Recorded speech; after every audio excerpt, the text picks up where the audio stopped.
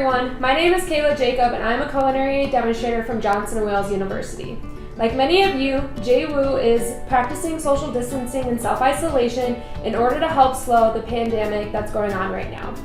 Today we wanted to bring you a culinary lesson that will build on some great culinary skills using items that you and your family have already stocked up on in your pantry. Today we are going to be making pot pie. So I'm going to show you step by step on how to make a pot pie crust from scratch, as well as the filling. The first step in making a pot pie crust is starting out with your flour. And today I'm going to be using my food processor, but you guys can totally use this, do this by hand, using a pastry blender or a fork. I find the food processor saves a little bit of time, is a little less messy. 3 cups of all-purpose flour.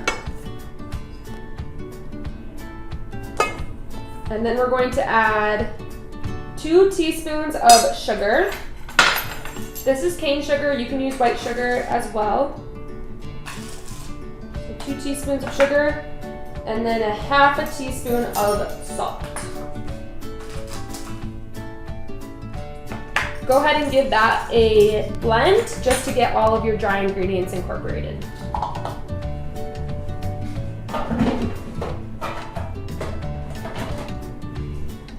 Next, you're going to add a half a cup of butter and half a cup of vegetable shortening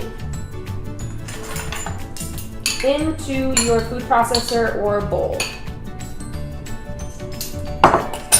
And then you're going to want to pulse this or blend it up with your pastry blender until it becomes a coarse meal.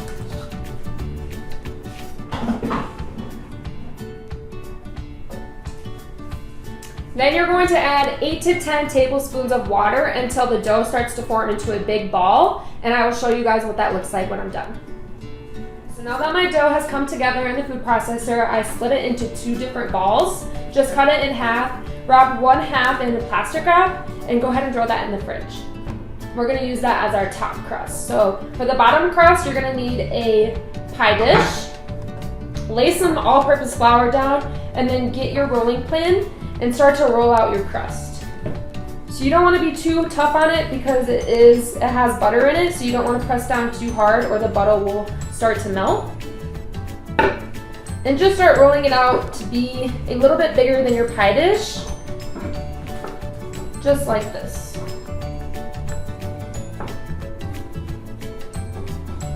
You can also make a double batch of the pie crust. That way you can use it for desserts or have leftover crust to make another pot pie later on in the week if you like. It's always good to have backup, especially now with everything going on. You always want to make sure you're stocked up on extra food.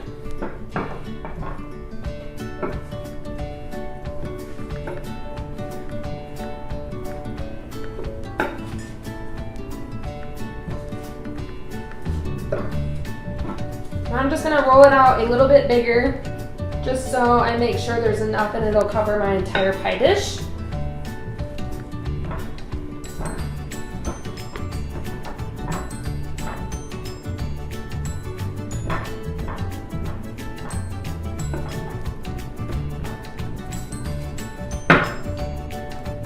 And if you mess it up a little bit, that's okay, because you can just take your finger and squish it back together.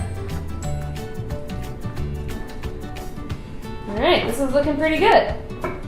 So now, a little trick is you take your rolling pin, flip over one edge of the dough, and then just start rolling the dough onto your rolling pin, just like this. And then you can take your pie dish, pick it up, and just lay it right over your pie dish like this. Again, if it's not perfect, that's okay. We're definitely going for a rustic look here anyway.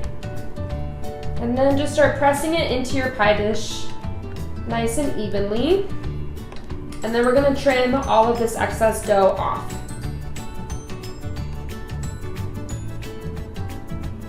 So go ahead and get a little knife and start trimming on the edge of your pie dish all of that excess dough.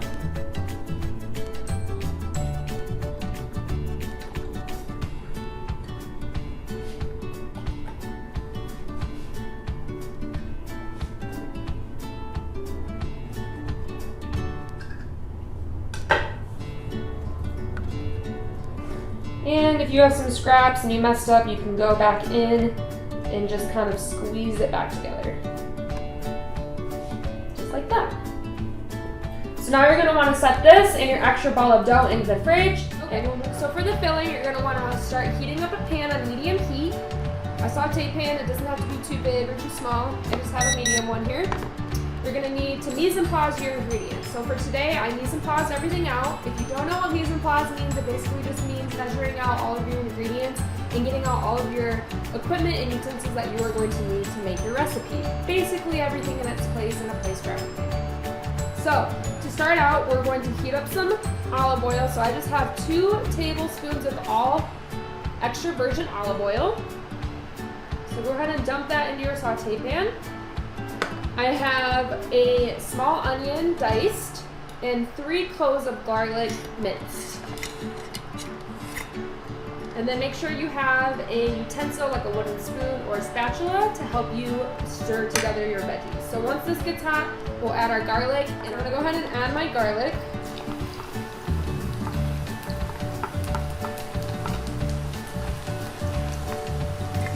And then my onion. And we're just gonna let this cook down a little bit until the onions are translucent.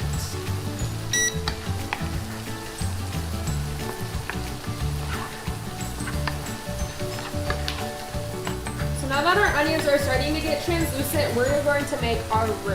So roux is basically a thickening agent made from a fat like olive oil or butter and flour. And this is just going to thicken our sauce. So the foundations of a roux, basically, if you make a dark roux, it's going to be richer in flavor. So for today, we don't want it to be too dark. We're going to just make a light roux, and that's going to create a super thick and creamy filling for our pot pie. So we already have our olive oil in the pan. I'm going to add a third cup of all-purpose flour. Go ahead and give that a stir. A cup of milk. Today I am using almond milk, but you can use regular milk. I just know almond milk you can keep in your pantry and you don't need fresh cow's milk. So I am using almond milk today, but if you have milk at home, go ahead and use milk. And then 2 cups of veggie broth. You can also use chicken broth or beef broth if you would like. This is just what I had in my pantry. And you're just gonna wanna give them a nice whisk. So go ahead and just start whisking it together to get all of those flour clumps dissolved.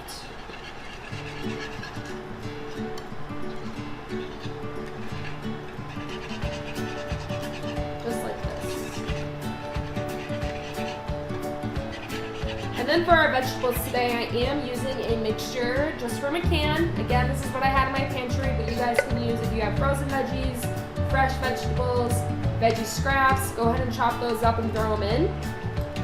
But to make it a little bit easier, I am just using 2 cans of vegetables. This is going to be peas, green beans, carrots, corn, potatoes, and lima beans, I believe. But broccoli would work, you could do zucchini, you could add beans if you would like, chickpeas would be really yummy, you could add meat, obviously. Chicken pot pie used to be one of my favorites as a kid. Since meat is probably a little hard to find right now in grocery stores, veggies are always a good way to make your pot pie delicious. So now that my onions and flour and olive oil and veggie broth are coming together, I'm gonna throw in my vegetables. Since these are out of a can, they are already cooked. If you are doing raw veggies that are fresh, I would add in those to cook them down a little bit, just so you don't have raw veggies in your filling.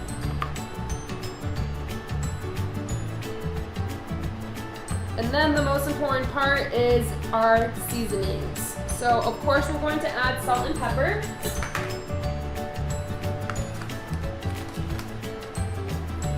Probably like a teaspoon or 2 of salt, a little bit of black pepper.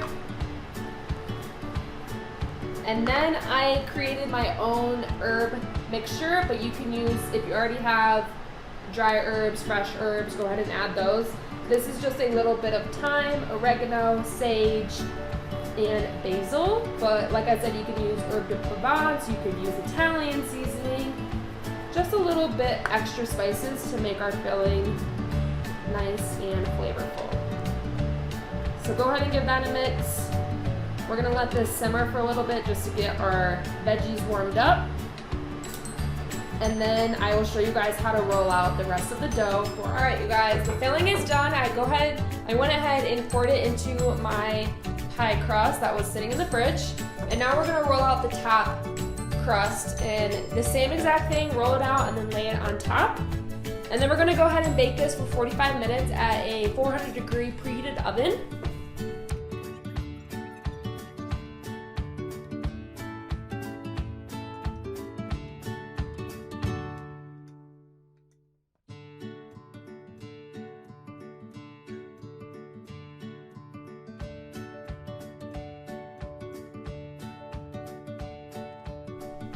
Okay, so now you're going to want to trim off all of the excess dough on the edges there. So go ahead and just take a little knife and start trimming off all of that extra dough. Get your oven preheated to 400 degrees. And this is going to bake for 45 minutes or until the crust is golden brown. And then I'm just going to seal off the edges and make sure that the bottom crust is sealed to the top crust. That way when we scoop it out, it'll come together like one big pie piece.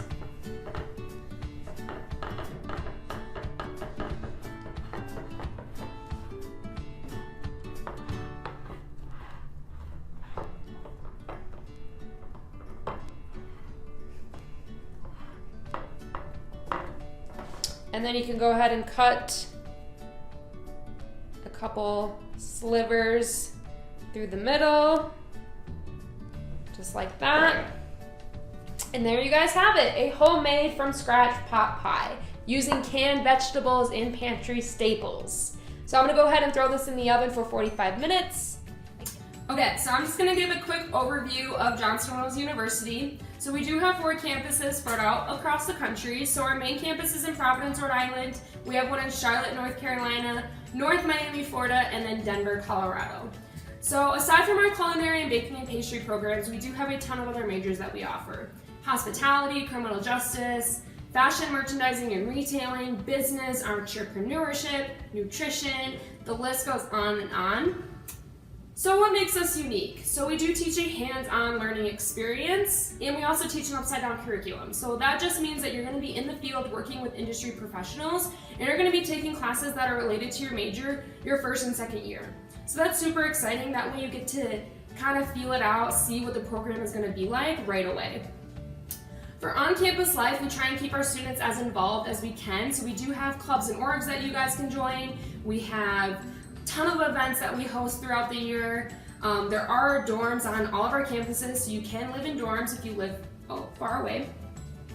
We'd love for you guys to find out more information. You can always visit our website or go to the link on the next slide to request some more information. Thank you guys so much for following along with me, and I'll see you in my next video.